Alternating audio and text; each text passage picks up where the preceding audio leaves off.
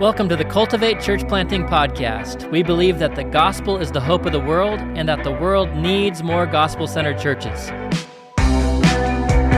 right, everyone, welcome to the Cultivate Church Planting Podcast. I'm glad to have on the show Casey Cleveland from the Avenue Church. Representing and having back with us as my guest co-host, Daniel Williams. Did you just look at your phone to look up my name? No, your name isn't even on my phone. I was looking up, I'm thinking two steps ahead. You're multitasking. I'm multitasking. That's okay. I'm here for you. I'm glad to be here again. It's something we had an episode, our last episode. So we heard that Daniel Williams, before we hit record, was actually freestyle rapping. Have you ever heard this, Casey? I have not heard this, no. Yeah, I mean, I am a musician, but little did you know, I did grow up in the hood. My brother was a DJ. Okay. And so I listened to music and did a little freestyle, did a little rapping, did a little, stuff like that. I'm not going to right now and see what happens. Well, let's see. Hey, maybe if we get 1,000 likes. That's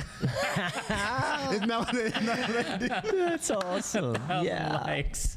I don't know. 1,000 likes for a freestyle. That's right. Hey, people do crazy stuff. What, are we streaming right now on Twitch? No, we're not. Okay, we're at 1,000 likes. Yeah, we'll get it later.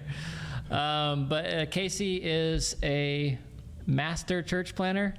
No, I wouldn't even say a master. I would say like a master of master. I prefer, and I call him doctor. Whoa. You got your doctorate, didn't you? I did. Yeah, it's hard to believe, but they let me out with a piece of paper that says that on it. So yeah, that's true. True. Casey's been a really good friend. We pastor in the same city, Delray Beach, Florida, the beloved, and it's been really cool to be able to grow in a relationship, especially when we talk about Cultivate Church Planting. And when I first came to this city, he had started, 2 or 3 years right before me, maybe? Yeah, so we just celebrated year 12. Okay, so you're celebrating year 12. I'm on year 10 coming up in January. So it's exciting to be able to see Casey not only from afar, but up close and for a long time. And so when you were talking about having people on the show that we can learn from, I think we have a lot to learn from Casey in just culture of church planting and, just building a culture of church planting and not necessarily making it about his kingdom, but he just does such a good job of just investing in others. Nice. So Dr. Casey. Yeah. My wife will appreciate this episode because nobody really knows that, but she paid the price for that. Wait, your wife listens? My wife doesn't listen to anything. Well, I'll tell her to listen to this one because you might freestyle and you're called doctor. Yeah. That's so true. That's incredible. Like that. So when did you get the doctorate? How long ago was it? That was probably about 3-4 years ago. 4 years ago. Yeah. So in all that time, how many times have you been called doctor? Including today? Today is about probably 3 or 4. Yeah, right. I don't know, 7-8 times. I don't know. Wow. Yeah. Right. It sounds good. It sounds Dr. Casey. It's got a nice. But now I need to say things that live up to it. So it's better to play that on the DL. That's you know what I'm saying? You should wait till the end, and then if you say some really profound stuff, it's well, I'm a doctor. Yeah. Every time I quote Mr. Cleveland, I say doctor. Okay, good. Yeah. Because it makes, by association, we're smarter because we know him. Well, I just met him, but if we quote him, it's like, exactly. Yeah. Wow. I love how this podcast is going so far. We just decided we're going to give a little entertainment because sometimes church planners are very discouraged and they sometimes need to smile. They just need to smile. Absolutely. And that's okay. Absolutely. Joy. Casey, tell us about your church and just a little bit of a summary of how it got started, and then we can talk about developing a culture of church planting. So what's your church like? Yeah, so our church, what's it like, how it got started? What our church is like is, I would just say it's like a beautiful mess, right? Nice. We're in year 12 and, we've learned some things, but we're still like the person who's trying to put the Jenga puzzle kind of back together. I don't know. It hasn't fallen down yet. Yeah, though. well, it's probably, it's got some pieces that are missing for sure and all over the place. But, we're figuring it out, as we go. We're trying to stay in step with the Spirit, and that doesn't mean without vision and strategy and things like that. But I just from the get, there's a time when we, I guess, stopped being a church plant and became a church. I don't know when that was. Mm-hmm. That is actually a good question. I've always wondered that too. when is a church not because we're planting a church now. Yeah. And we're just a year and a half in. Yeah. But I feel like we're kind of like a normal church, but we're still planting. But what's the answer, Daniel? You're the expert Well, here. I would say my expertise is I've planted 7 times in 10 years because I've had 7 locations in one city. That's right. You're always restarting. And the award goes to? So I Daniel Williams. I feel like I'm continually planning, but I do think that there's a stability of your faith muscle where you start trusting the Lord, and what was a step of faith 2 years ago is not. And so in a church plant, God grants you a gift of faith, and you go out, but then you just actually start living in that necessity or the dependency of the Lord. And so that's why typically people will say 3, 5, 7 years, because at that point you only have yourself to blame for culture. You're truly leading, right. You're truly raising up, and you're just like, listen, after 3.5 years, Jesus had something. Okay. Yeah. So you should have 3.5 years as well. Yeah. Let's just call that something too. That's good. So Good. I don't know what the smart people say. I like that. That was a good answer. Good one. Well, and what was interesting is like I never saw us as that, or myself as a pastor. I saw myself more as a planter. Okay. And somebody kind of like informed me along the way, like you're not a church plant. You're a church, and you're not planting anymore. You're now pastoring, and there's a shift that needs to actually happen in even some of my mindset, which was like. Because I think potentially I have maybe I lean more towards a planter mindset, like, and there's a specific calling to that, but it just so happens that my calling has transformed, I believe, from planter to now pastoring. So that's a good point, because I'm the same way. I feel like a plant. We talked about this in another episode. That gift of like an apostle, where you're like the Apostle Paul. And I just give this disclaimer again. I don't think I'm like the Apostle Paul. I'm not that great. I'm not even a doctor. Did he just one up my doctor? Yeah. Well, I think Apostle Paul's better I've than never been called an apostle anything. Can you call me Apostle Paul, Kelly? So we can call you doctor and him apostle. No, please don't. No, okay, no, we won't embarrass you. I just started this podcast, man. Come on, I don't want to get kicked out already. They're like, what's he saying on there? Did you listen to this? Right. So that's a good point, because like, how do you feel now that you're at this church? You're no longer a planter. You're no longer the visionary. Well, you have vision, I'm sure you do, but you're no longer like that initial excitement, the struggle, the faith that's required. There's a big difference between the gifting that is required to start something and the one that's required to continue in it. Yeah. I'm asking this for myself because my wife and I are feeling like we might be in Florida for a long time. We haven't been in any one place very long at all. So just so you know, my background, we were missionaries in East Africa for 10 years. We planted a church in Washington. We were there for 4 years. I was a mission pastor for 3 years. We were in New Zealand this last time for a couple years. So we bounce around. So I'm feeling like, is this it, Lord? Is this the place where we're going to be a pastor and settle down into this ministry? So what's your thought on that? I know it's a long question, but I love that transition between now I'm a planter, now I'm a pastor. What are you feeling? Like, does that bum you out, or?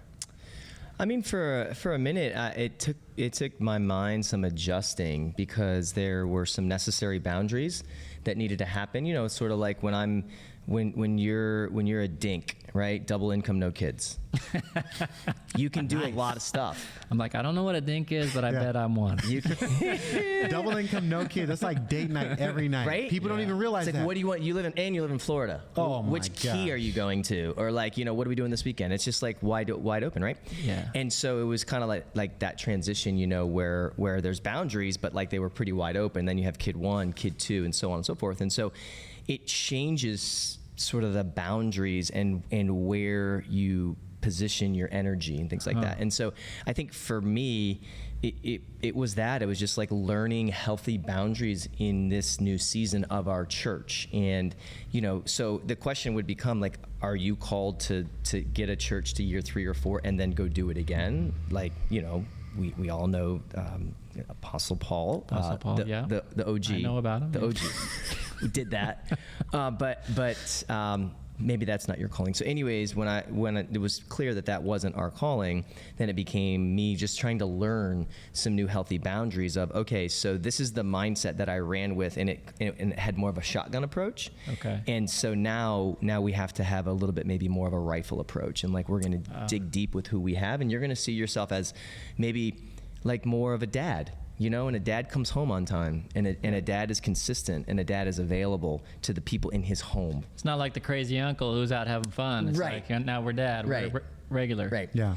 And so, Consistent. and in one of the places that I, thinking back now that I certainly must have caught some of this was where we were planted from. So Spanish River Church, that was, your original question. They are the church that planted us. Okay. And David Nicholas was the original planter of Spanish River and then stayed there like 40 plus years or however long, so he did exactly kind of like what we're doing now, is planted, stayed, Okay. but then Spanish River and he and his wife Nori, they gave themselves to church planting, even though Right. they were going to. Is he the founder of the ministry? And Spanish River, from what I understand, has planted hundreds and hundreds of churches. Yeah, they're sort of probably under the radar. Like I'd say probably, I don't know the numbers, but I'm going to say top 5 like that we know of in our time. Yeah. It's just that they do it in such a way where you're like, oh, you're a Spanish River plant. Oh, you're a Spanish, but you wouldn't know because Okay.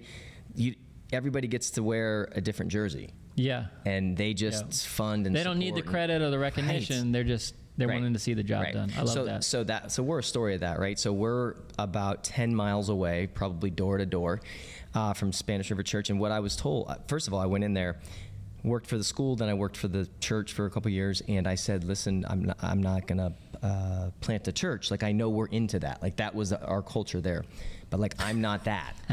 Specifically told my supervisor that. And then about 2.5, 3 years later, I'm in the same office feeling like, man, I have to tell you something.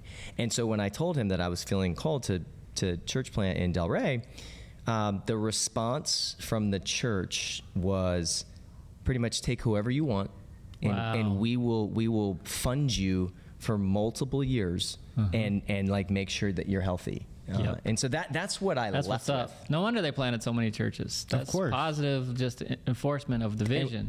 And dude, we're like 10 miles away, so it's not like we're like saying, oh, we're going to Jacksonville, Right. or we're going to. Yeah. It's like, and I coached people's kids. Like I got saved at Spanish River, so again, like I'm one of their like sons, if you will, Yeah. and they weren't.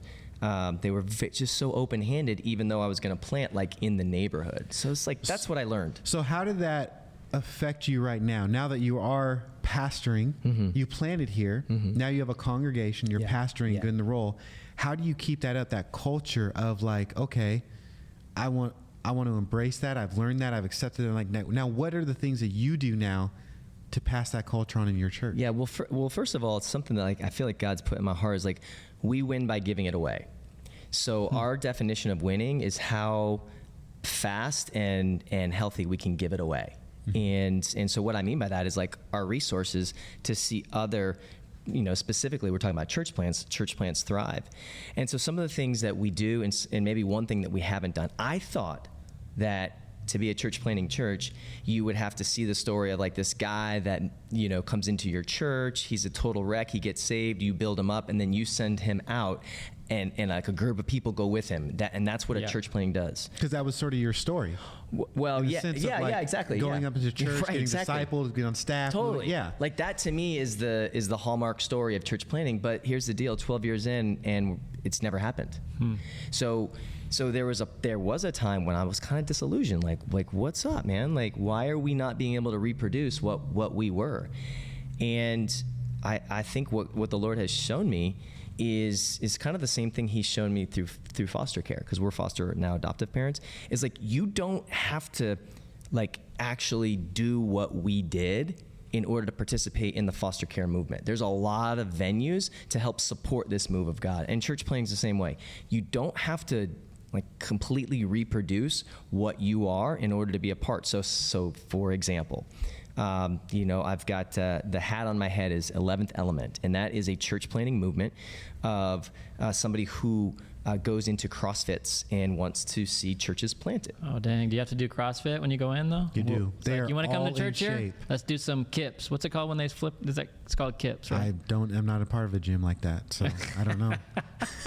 I think we all went into a lane that we don't swim in normally. No. But we love Jesus and CrossFit, right, guys? and 11th element. That's and we're right. like, It's a cool hat, that's a too. good For shot. Yeah. And if you can see me, you can see I haven't hit a lot of CrossFits. So, but here's the deal. He looks fit, by the way. You look fit. Yeah, maybe on CrossFit, the running side, yeah, without okay. the cross. All without right. the cross. But here's the deal. So Logan came to us, and Logan was the youth pastor actually at Spanish River. So it's not a guy that like came up in our church and things like that. But what made sense was for him to do a residency with us, because we were a lot closer to having planted than Spanish River at the time. Spanish River was like, let's say, 35 years old, 40 years old. Yep. We at the time were like 8 or 9.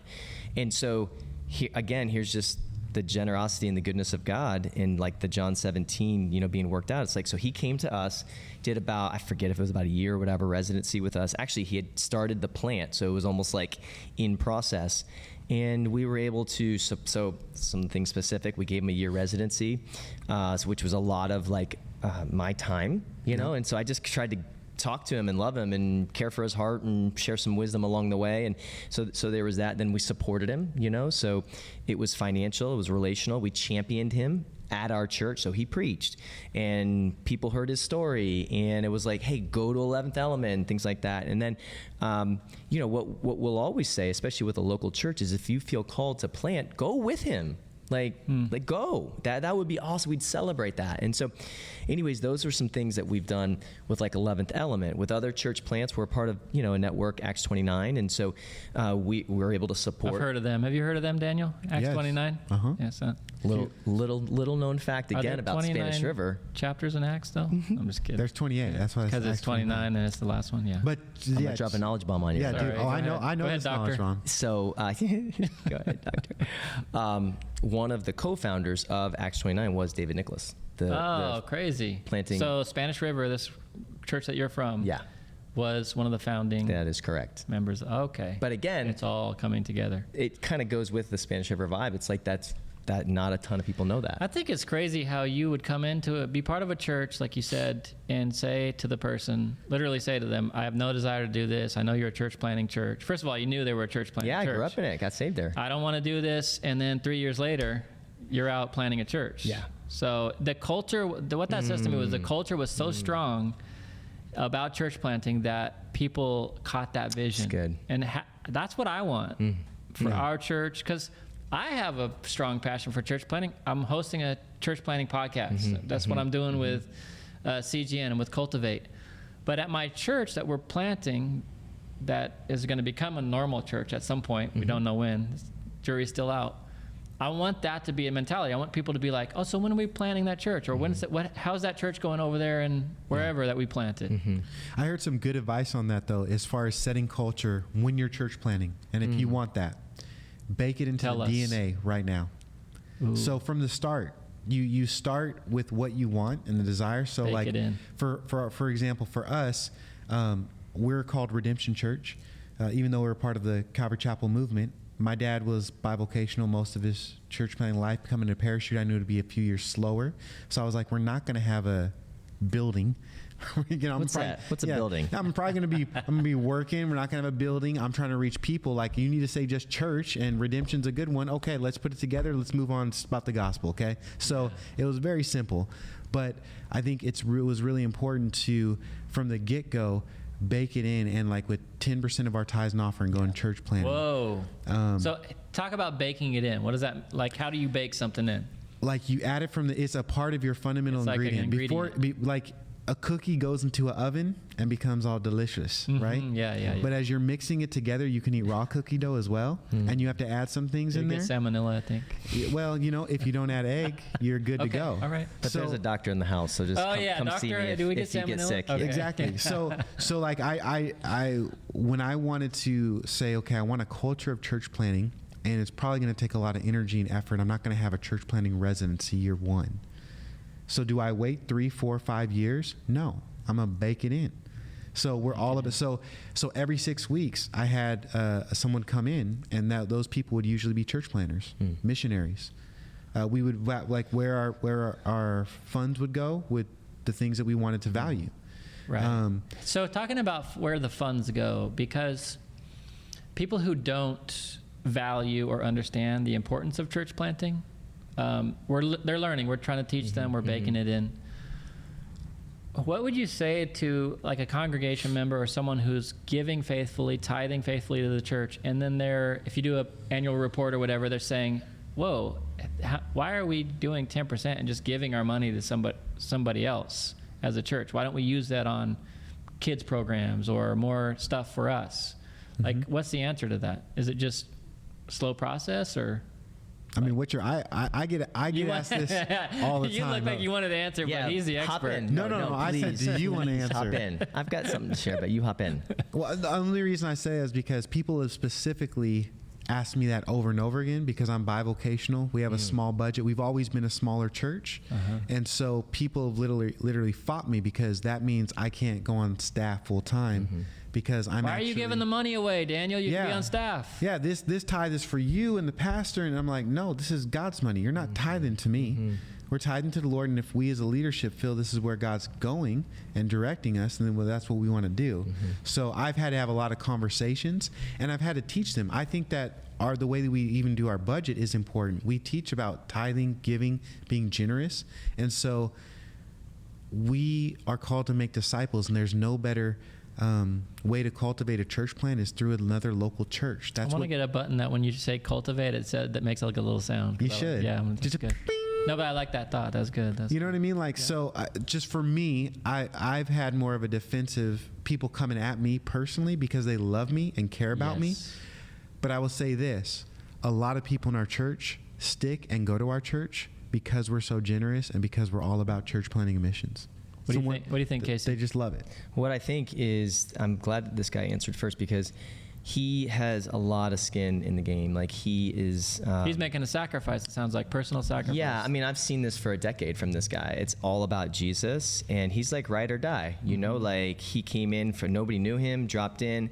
Guys would have tapped by this point. And so, I mean, I don't know who's listening right now, but like, finding guys around you who will help you not tap and just bounce out when you want to, because I'm sitting next to a guy who I feel like there's a decent amount of dudes who would not be here right now, but Daniel he kept making it about Jesus, and he had people around him that continued to love and support that. And so anyways, that's just kind of a side. No, that's respect. When you ask these questions, it's his answers are more costly than mine. Yeah. Because what I told you, I came with like a budget and like people 10 miles down the road. Yeah. So to the 10% question, I would say that it's sort of like why my kids, tithe, or I want them to tithe when they start getting money. It's like, okay, so we're baking it in, and I'm going to explain, I'm going to posture you for the right position.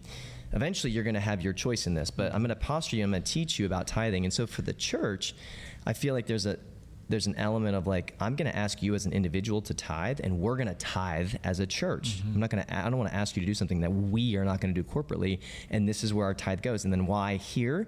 Well, here because we wouldn't be here unless another church did this. Right, that's a good answer. So like, dude, like how can you... You like your church? We wouldn't be here if it was for someone else doing it. It's hard to argue. Yeah, that's logic. That's like, That's why they give you the doctorate, bro. That's it. All right. There, all right. Man. I love that. Where's the doctor button? Ding. Ding. That should be a button. That should be a button. That's all. It's hard work. People don't understand that. It's hard work being so smart, huh, Daniel? No, but when you write a thesis and when you write all the different stuff, I didn't got no doctorate. No. It's my education. I actually got a 4-year degree in business and marketing. Is that right? Yeah, I actually planted a church when I was 17. Then I got married at 19, and at 20 I had my 4-year degree in the church I was going to. What kind of church did you plant at 17? Talk about this church. Oh, jeez. It was an accidental church, all right? That's all I'm going to say about that. I had a Bible study. Another guy in my church, he had a college. 29. Yeah. It was an accidental 29 church. So another guy had a Bible study. He said, hey, I teach the Bible a little bit better. You play music a little bit better. Let's combine our stuff.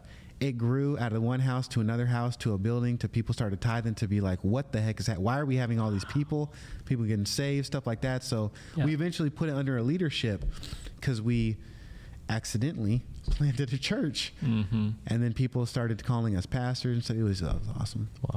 Wow. That's I awesome. didn't know that. I know. I know, you don't really like claim your accidents. It's just things. I was just serving Jesus. I don't know what happened. Well, we like it. Yeah. We like it. So coming back to your church and ministry, do you feel like you have that culture of church planting, like you kind of adopted from Spanish River? And I guess the question I would ask is, like, how? We've already asked how to get that. You gotta bake it in. But how do you maintain that? Like, and what level of support do you continue on with these church plants that you're a part of and that you're investing in? Yeah, so we're automatically 10% of our budget's gonna always go to church planting. So that's a given. Yeah. 10% always church planting. That's in, and it's actually part of being in the Acts 29 network. But we were doing it, prior to that was just kind of part of our ethos was like this is what we want to be, and so that wasn't that hard of a shift, or we were close. I forget exactly where we were, but anyways, so how does it like become contagious? I think, or how do we maintain that? I mean, because here's what it could be. What it could be is like the way you pay your electrical bill. It's like set on, like auto repeat, and it's like, okay, we this is a bill. Yeah. And so one of the ways that, and it's in some ways it has become that to me. At times when I'm not careful to really, like as Daniel likes to say, cultivate that. Yeah. For the way. Well, I don't know what the sound is. So when I'm not, intentional about that, it can become that. And so, one of the things that's been recent, even just for me, because I feel like if the lead pastor isn't living and breathing this, then it's going to be, I don't know how it becomes cultural. I'm not sure. Maybe it could, but so for me, right. I've repositioned part of my role to have regular contact and support with the guys that the 10% is going to. Okay. And I know that's not like earth shattering. Like I probably should have just been doing that anyways. It was like somebody else was doing it, and it was like, no, like I need to own this. And so, so that's just like a systematic, hey, phone call, or like, how you doing? How's your family? Praying for you. Follow up. Yeah, man. And so that, and then once it gets into my bones at that personal level, then it comes out in messages, or it comes out, hey, we can highlight, these guys, and I can tell stories as opposed to just like, hey, we give 10%. Right. Yeah. It's much more meaningful. What would you say to someone who's part of a church that they're listening to this, they're watching what God's doing through Acts 29, through Cultivate, through Harbor, some of these other Send, Spanish River. I like that name, by the way, Spanish River. It's kind of like, it's almost like exotic a little bit. Named after a street, but that's okay. I don't mean to like. Ruined it. It's sort of like West Church. West Church. Yeah, that's how we come up with our name. Like, we're in West Bradenton and we're a church. West Church. Oh, it's huge. Mind blowing. It's great. It's huge. But what I was saying is, so you're listening to this, podcasts about church planting, you have a heart for it, maybe a vision of one day church plant. You're going to a church, great church, but there's not that culture. There's not that vision. Like, how can you help? Like, what should you do at that point? You want this to be part of, you love your church, you want this to be part of it, but it's not. Yeah. I mean, what do you do for that leadership? Yeah, so a couple things come to mind. So if I'm that guy, maybe I'm going to, pick up a church planting book, and just kind of like Google whatever, and I mean, if you guys have suggestions that, now's the time, a book, and I'm going to maybe grab 3 or 4 other guys, and we're just going to do like a, 6-week study on the book, and we're going to see what God does with it. I'm going to also maybe ask my church leadership, so do we support any church plants? Yeah. Yes or no? Okay. So if yes, then I'm going to make it like an intentional effort to build a relationship with that church planter. And if not, that's cool. I'm going to find another, legit church plant, maybe go to Acts 29, or is it CGN? Yeah.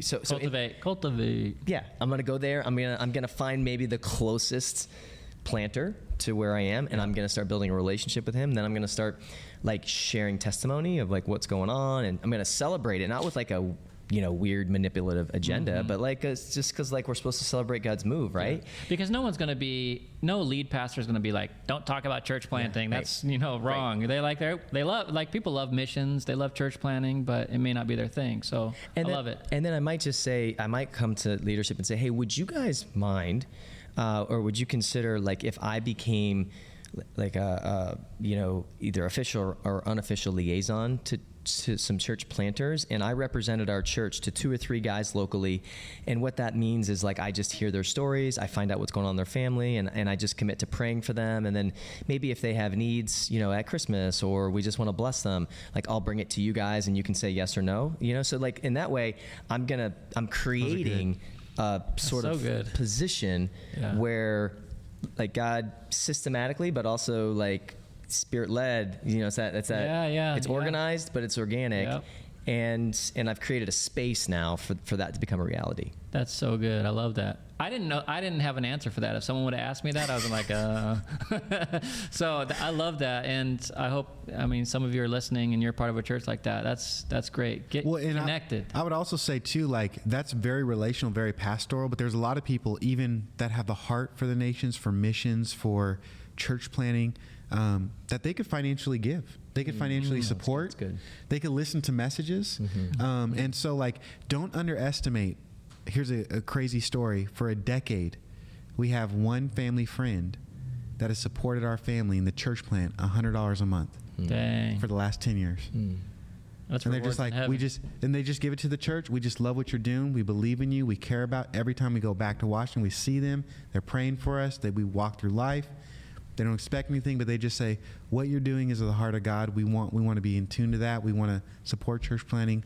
And they just faithfully send $100 every month. That's awesome. So then Jesus takes that to the degree of saying like, where your finances and your treasure is, there your heart will follow. Yep. So their heart has followed you, even though they're still wherever they are. And because they have a heart connection to you, then when they're in their community, whether their community is a church planting community or not, they're a significant part of that community. And their heart now can speak to church planting in a way that other people can't. And so I think that's a great idea. Yeah. And I think comes with us, even as lead pastors or those that when we talk about budget giving, we have to give finances to people we love and support because we need to give our heart as well. That's good. It's not just even there's a connection. Yeah. Even with example, Will Torres, he did a church planting residency with us and he was in a position where he didn't necessarily need money at a certain point. But I was like, we're still going to give you money for the next year because we need to do this and we are with you. So even if it's a minimal thing, and even if you want to go give that money away to another church planter, we're going to do this because we are doing this together and you have our heart. Yeah. And to let people know that is really important. Man, that's so good. So good. And speaking from a pastoral perspective, if someone came up to me like that and said, we really love this church plan and we want to support them and they have some needs, would we be willing to, like, I would love to enable that. I mean, I love church planting, so I guess obviously, but I'm thinking of other senior lead pastors. Yeah. Someone who shows that initiative and has a heart for the gospel and church planting, you're going to give them some space. I mean, unless you're just a real meanie. Yeah. There's none of those out there, but those, so. There's a lot of them out there. There's a lot of meanies out there. I have another question because you give not only finances, but I think too, like you said, space, organic, you said, and organized. And I'd love for you to speak in the culture of, I think sometimes it gets discouraging when we don't have a guy or a family or a team coming out of our church. How do you give space to invest in God's kingdom and come alongside other church plants in our area? Because that's something that we do regularly. We have a cohort we're a part of. And so would you just talk about what God's doing in our area as far as Church United, partnership, and even having the question of like, how can we plant a church together? Yeah, so thanks for that. And we're a part of something here in South Florida region called Church United, and it's a movement.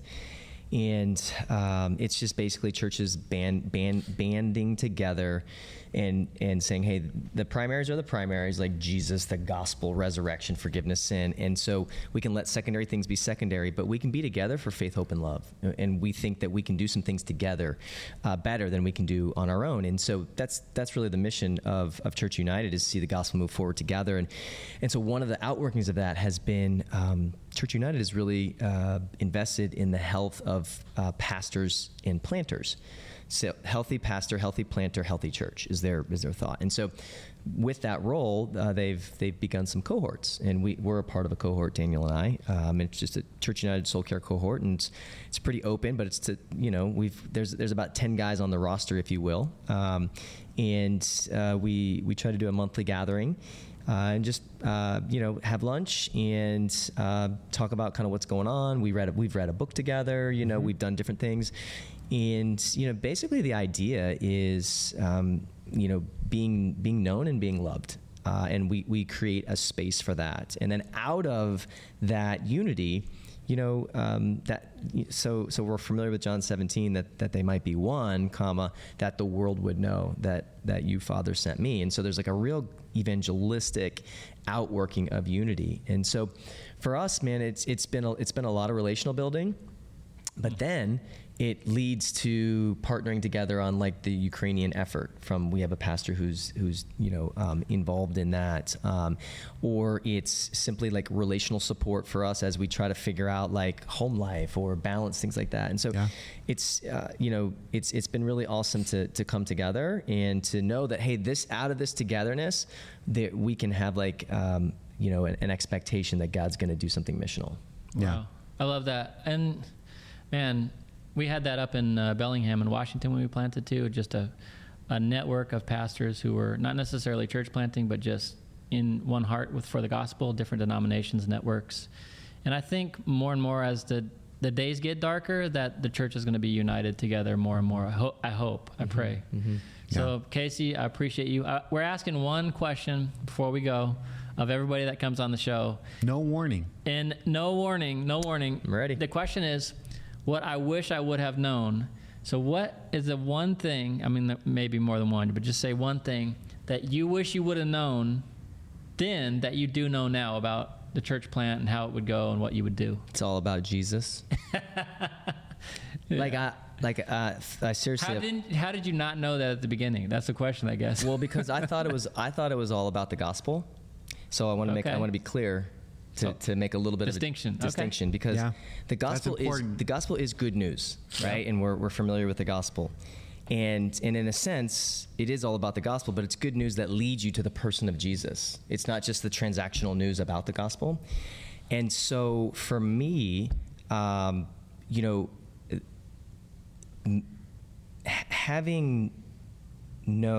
I know now is that when I make it about Jesus, like moment by moment, I have an increase of joy, peace. I have an increase of authority. I have vision. I have wisdom. I have like an experience of like the presence of God that I have been, I feel like, quick to lose over 12 years because I'm attracted to shiny things. And so along the way, and the gospel, don't get me wrong, right? Like the gospel is our bedrock, but it leads to the person of Jesus. But if in that understanding of the gospel and Jesus being linked, that works. But if in that understanding of like, oh, well, I share the gospel, but then I'm also into attendance, or I'm also into like my location, or I'm also into, getting the right people on the bus. Those aren't bad things. They're not bad things. Or I'm also into like developing leaders. Again, really cool stuff. But, it's like Jesus when he talks about like seeking first the kingdom, and then all that stuff gets added. So I wish I would have known just how important my own life health would be, because I'm somebody who we're actually going to, speaking of Church United, Daniel and I tonight are doing a workshop together with a third church called God in Fear. It's a mental health workshop. And so I am somebody who has had a very long and consistent struggle with anxiety. And so for me personally, but also for us as a church, I wish I would have known, and I wish I would have had somebody coaching me along that said, that's good, but how is it about Jesus? How is it about Jesus? How are you consistently, and I'm not even talking about quiet time and like that's been consistent. I'm talking about like moment by moment, how is your heart continued to be postured towards the person of Jesus and not the work of Jesus or the results of the ministry. I think that would have been really helpful for me to thrive as a person. I'm learning it now. and for us to thrive as a church and to keep some primary things primary and secondary things secondary. Wow. You answered that faster than anybody. It's all about Jesus. I love it. And that explanation, spot Beautiful. on. I've got a lot to think about, man. It's been so great having you on the show, Casey. Dr. Casey Cleveland. The living Ladies, legend. ding, ding, ding. So blessed to serve with you Babe. here. Yeah, in our dude. city. I wish I lived Catherine, over here this just is so I for could hang you. out with all you guys. But That's I'm amazing. sure there's some good guys over where I am too. I'm just figuring them all out. There's That's a few, right. But, Honored to be with you guys and to co-labor with you guys. And how cool is it that we're getting to do this and we just experience the Spirit of the Lord? But Amen. there's like a banquet table one day I know. where like it's gonna be a similar. We'll be together, but like no sin, no shame, all that stuff, all that brokenness gone. gone. Man, So good. That's the it's like day. a foretaste. It's like That's the day. like a good appetizer. Let's go out and plant some churches and tell more people about that. Love it. That's right. It's all about Jesus. It's all baby. about Jesus. Love it. Casey, thanks again. Thanks, Daniel, for being with us again. God bless. And if you're listening, www.cultivatechurchplanting.com. You can connect with us and take those next steps. Plant a church, 1,000 in 10 years. God bless.